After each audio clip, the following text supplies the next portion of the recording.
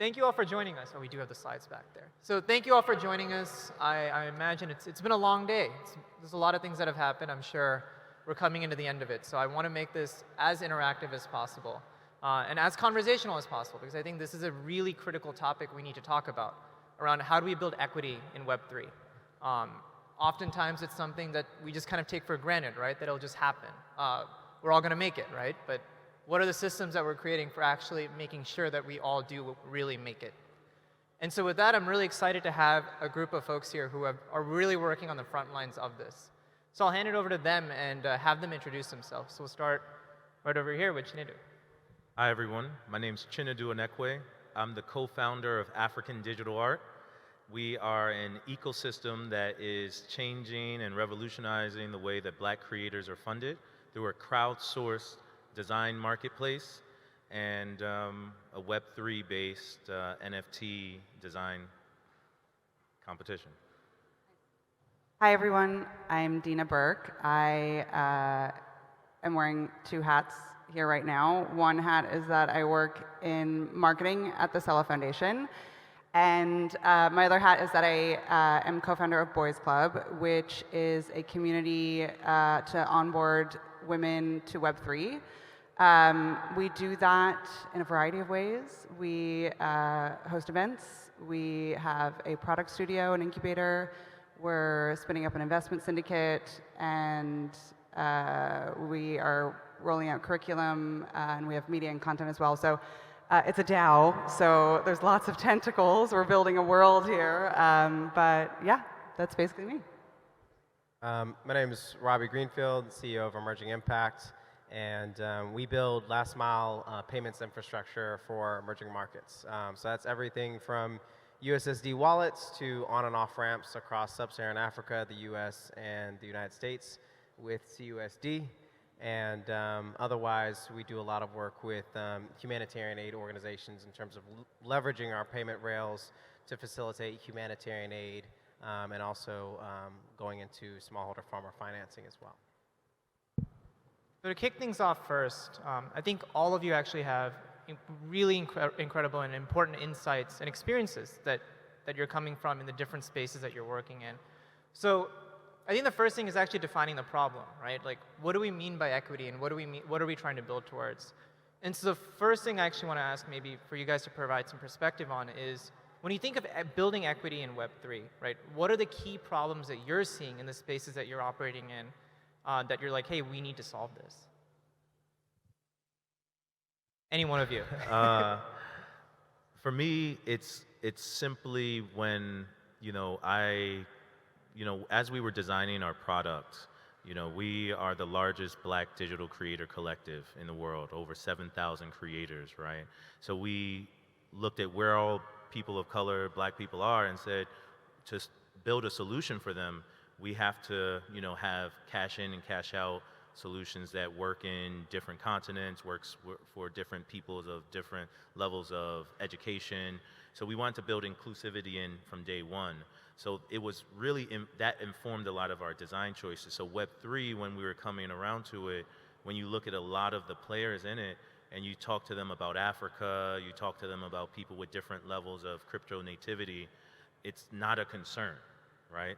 And the priority of prioritizing those people that look like me and look like our community just wasn't there. So to me, building inclusivity is building deliberately, and those people who are building deliberately for all people is what equity looks like.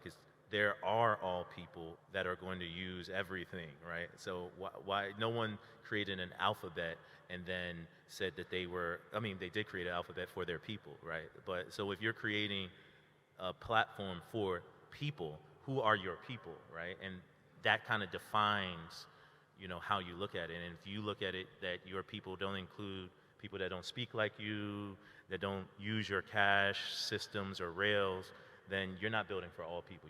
You're limiting yourself. So we looked at platforms like Celo and platforms that are building to include us.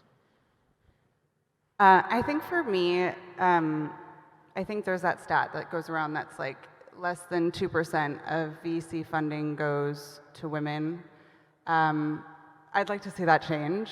But I think also, just more generally, with all due respect to all the crypto bros in the audience, I don't really see any, but if there are any, with all due respect, I think that that's dominated the narrative in Web3 up until this point. And it's a shame because there's a lot of incredible female-centered projects and female founders, and they just haven't gotten as much sunlight. And I think that's part of what we're trying to change in Boys Club. Yeah, I would agree with definitely between equity and interface. So equity in terms of fundraising, I'll be the controversial person in the room. You know, there are a lot of projects that have fundraised a great amount of capital with no traction.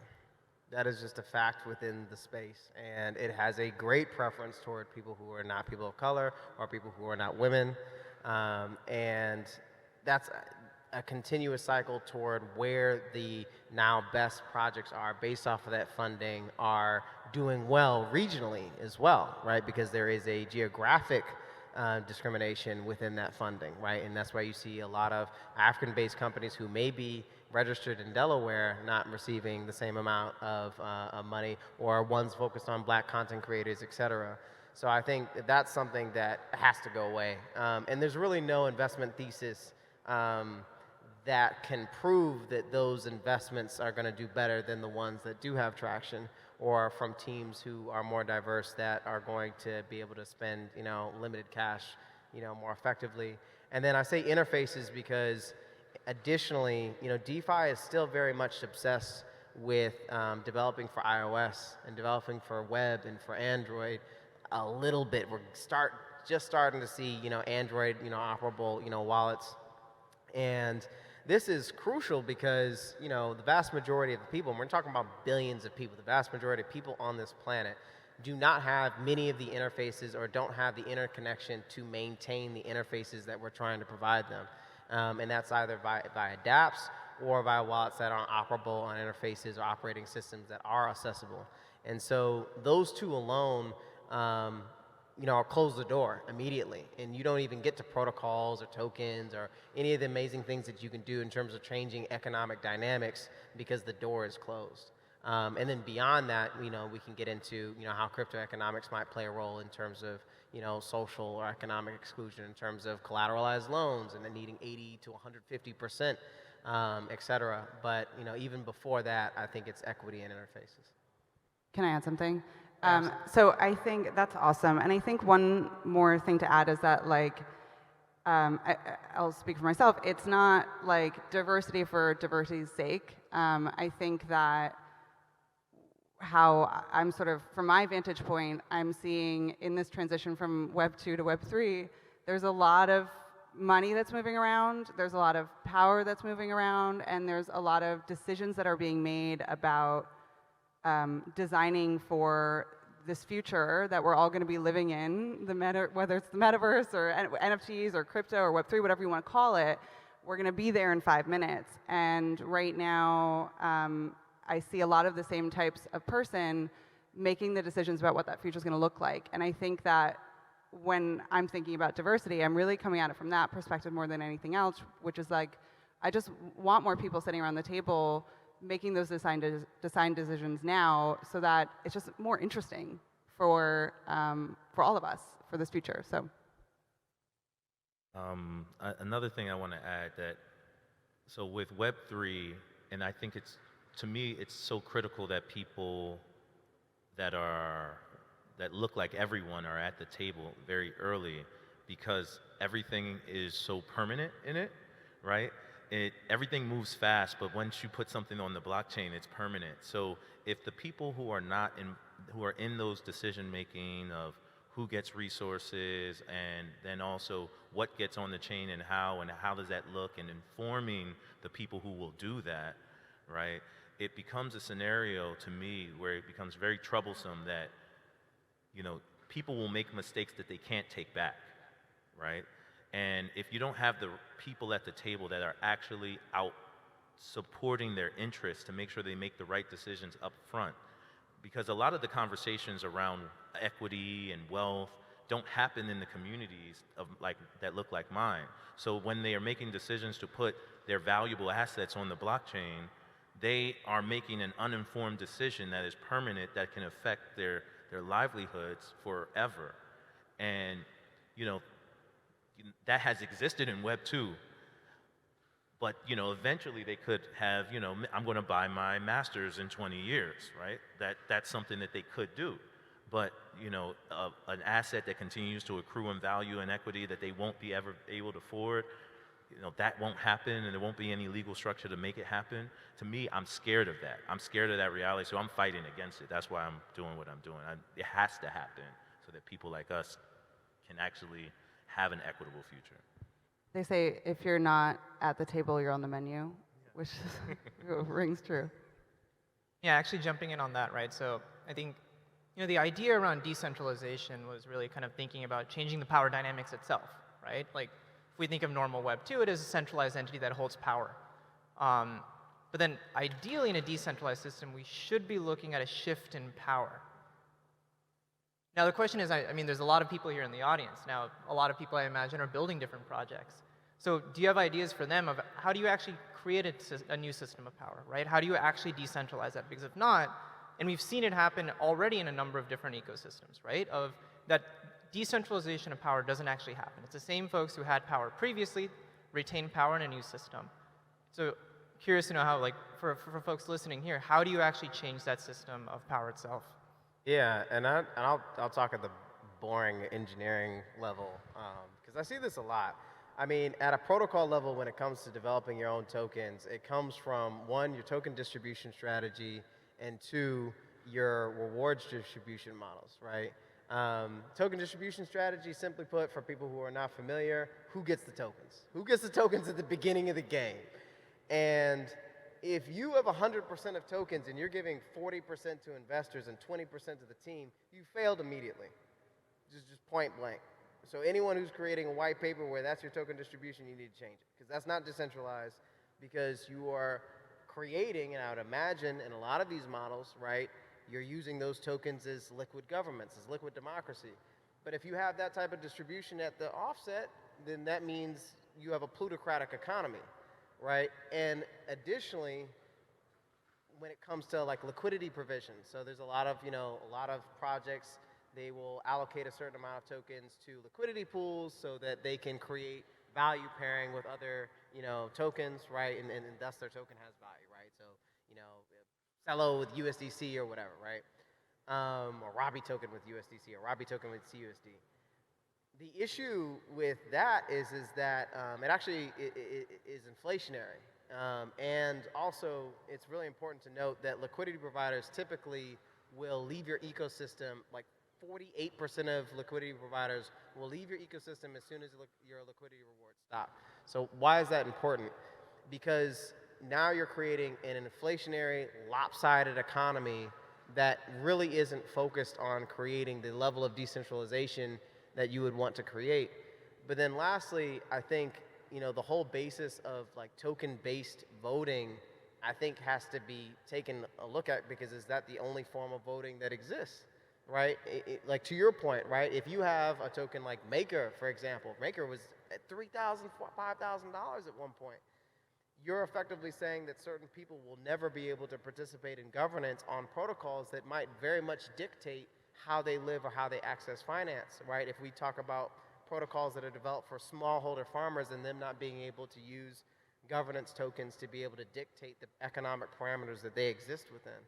And so, you have to do more due diligence if you're going to go to the protocol route, not to focus on the money up front and to focus on how can I actually make this an equitable structure with on and off-chain tools to allow, the governance, to allow the liquidity to more naturally happen in a sustainable way, rather than taking, the 2017 ICO template of, I just want these tokens to reach $1 as soon as possible so I become a millionaire.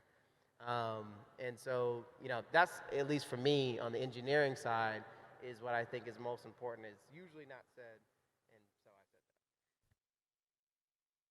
and so I said that. That's an interesting component, because I don't want to geek out too much, but I loved conversations around participatory economics and then how you actually foster a system that can grow over time. And with us as an art-driven platform and our rewards mechanisms, we really spend a lot of time thinking about how the token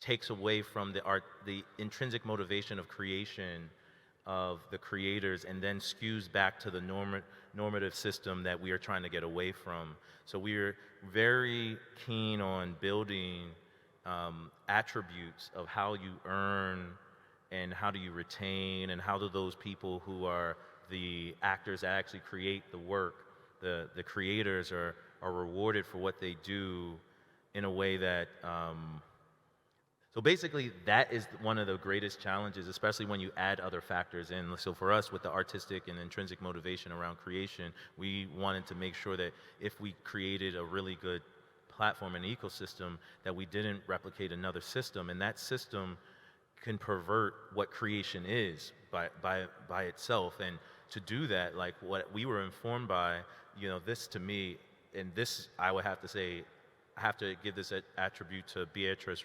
Ramos, who basically created, she created Dada, which is a platform around artists in New York, and she spent a lot of time around this, and so that informed our thinking around how do you, and they created like the second NFT, which is Creeps and Weirdos, and so we spent a lot of time talking with her about how do you create an ecosystem that supports the artist and continues to do so over time as the works and the value of that work increases. So I think it's very important to like really spend a lot of time up front, because again, it becomes permanent, even though you can adjust things over time, but you really have to spend a lot of time around what you're trying to build and try to think through the failings of all other economies that you've ever seen.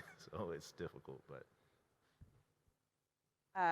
I think it's a little bit different for us. I mean, we don't have a protocol yet, but it's in the works. But basically, like, Boys Club is it's an education platform that's disguised as a media brand. And one thing that we are really mindful of is that most of our members don't have wallets. Like, we're setting them up with their wallets for the first time. And so education is a big part of like what we're doing day in and day out. And I think that for us, there's a really big responsibility on making sure that the language that we use and how we speak to the people in our community and who are interested in becoming part of our community, we're speaking to them in such a way so that they feel like this is a world for them, and that we don't get bogged down in the language that we're all using in this room, right? Like we are workers in translating that, and I think that that's sort of it's tangential to your question, Nikhil, but that's really how we're thinking about this sort of democratization, is that we need to be really intentional about reaching different communities, and we do that through language. Thanks. And we have about 12 minutes left. I do want to give a chance for other folks in the audience to also jump in with any questions or comments as well. It's a little bright, so I can't necessarily see everything.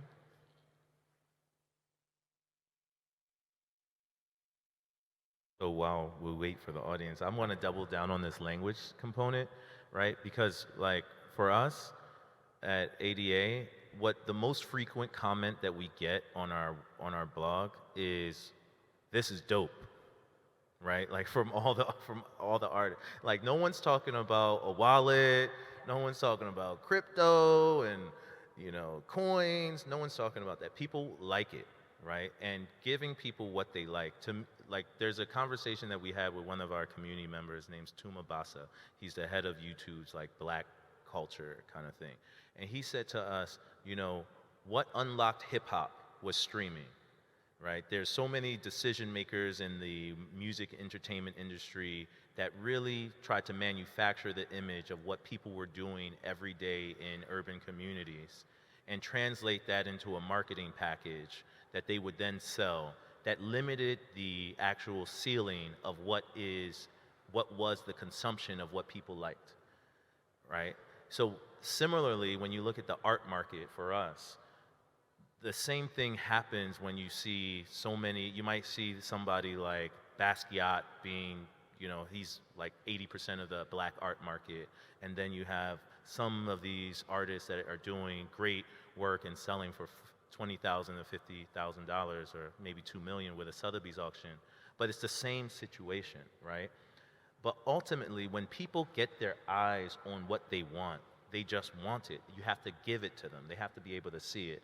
And I think all of the things that we're saying about equity is, if we just give everyone the chance to go through the same pipes as everyone else, things will be a lot fairer, you know? Like, and when things are fair, a lot of people like have better lives, right? Like, you know, the whole entertainment, hip hop entertainment industry, there's so many people that are living off of that they wouldn't have before, just because of streaming, even though there's an issue with streaming. But, you know, it's, to me, allowing people to like what they like, get what they like, and only have to know that they like it is what, like, our biggest challenge, and it's around language that we're trying to do it. So how do you get this piece of art? Just get it. You know, that's what we're trying to do, and make it a simplistic, seamless process of doing those things. And yeah, I just love what you just said there. That's, language is the most important. Yeah, I think we're trying to move away from this word onboarding and frame it as welcoming instead, because onboarding is like so clinical and what am I doing? But really, ultimately, it's about sort of figuring out ways to make people feel welcome in this space. And that's truly the work of it. Like the sort of functional stuff aside, that's really what we're trying, I think, all trying to do here. Another thing I've been wondering, right, is as you guys have been speaking, like, for me, I think it's always been, you know, in Web3, it's an opportunity to create something new, right? And there's different models to that. Either it's something that, hey, you couldn't do this at all in the first place. It just wasn't possible. Or there's actually things that were being done in other communities that wasn't actually being used before. So for me, it's always, for me recently, it's been really emphasizing on the community-based finance, right? Something that I would argue we kind of lost a lot of that, right? In the heyday of like the rise of investment banks, we actually moved very dramatically away from that when we think of large movements of money. Whereas Web3 actually allows you to do some of those things that you just couldn't. So curious to know, as you guys are building, as you guys are working on different projects, do you envision more kind of creating entirely new models, or do you also see things that, hey, these are things that we haven't actually looked to build further, right? And these can particularly come from communities that have oftentimes been ignored or not really looked at when it comes to economic development and social relations. Yeah, I'm curious to know if you guys have thought about that. Yeah, I don't know if this is exactly answering your question. It's a very smart question, unsurprisingly.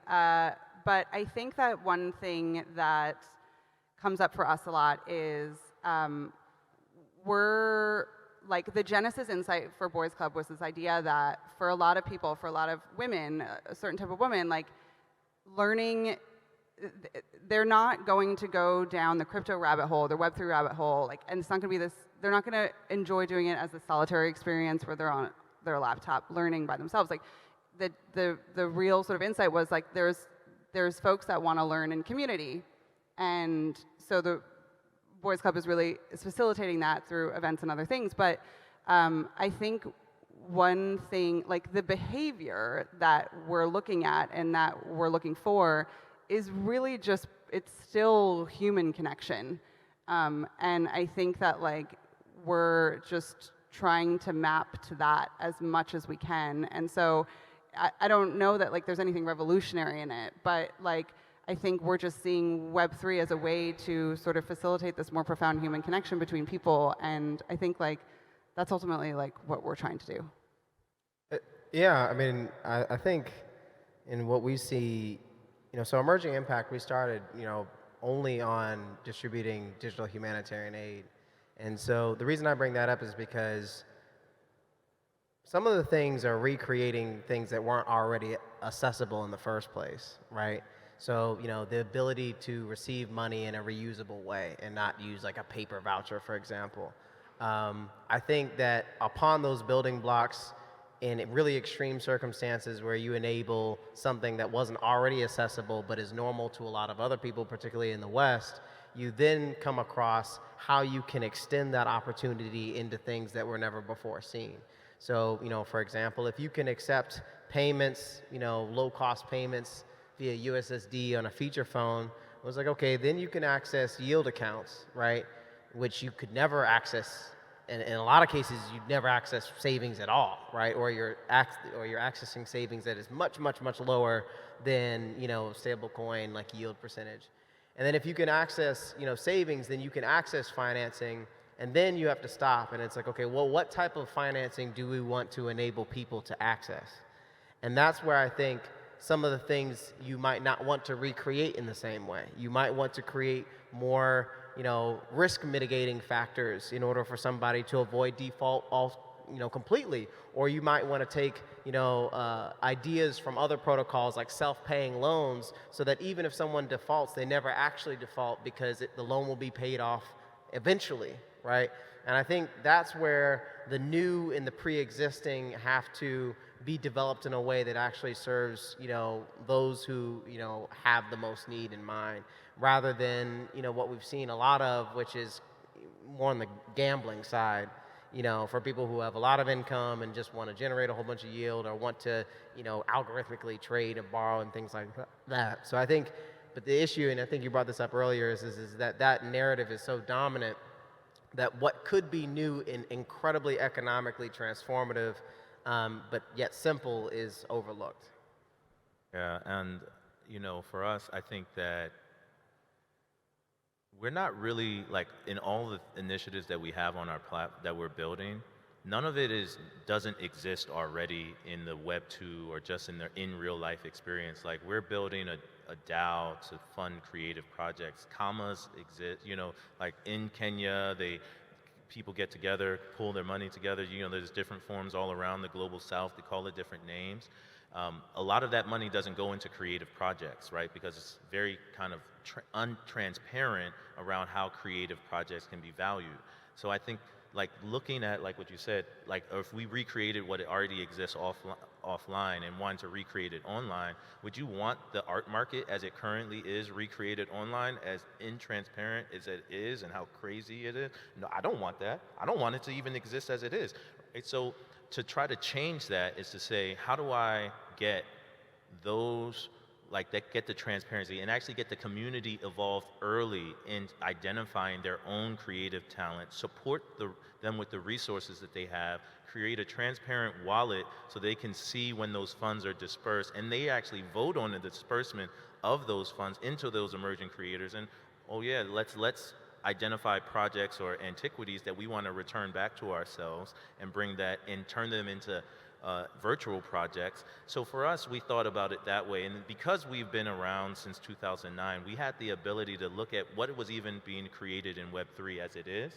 And I wouldn't say second mover advantage, but we could see that most NFT marketplaces were basically telling creators, go out and create your own community and then come back to us with that community.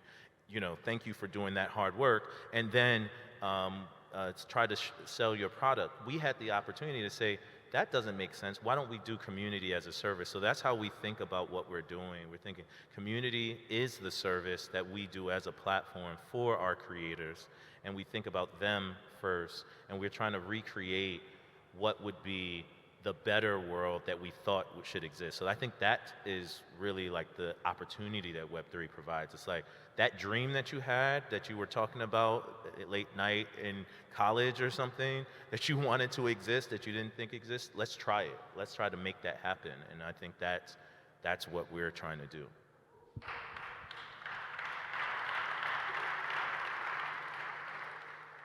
So we got 1 minute and 20 seconds left. For the audience members here, what can they, when they're leaving this room, right, and they're leaving this conference, what would you like them to take away from this conversation? Hire women. We have if you need help, I'm happy to help you. We have a job board. Yeah, I think that there's no pipeline issue. You just have to do the work. So I think that's the big thing for me. I would say look toward partnership before building from scratch. Especially, in this ecosystem, a lot of the components and tools to build for the communities with the cultural constraints that are going to enable those communities to thrive, I think already exist in some form. Not to think that you have to, recreate everything. You know, look for more partnerships. You know, be more outward going. You know, I think was what I would say. Partner with us if you are a brand, cause, or celebrity, or no one. Tell them to come to ADA, come to Nandi, and we will help them get into Web3 and use our community to support them. So that's what I was saying. Amazing. Thank you. And as Deana said, do the work. Thank you all for joining.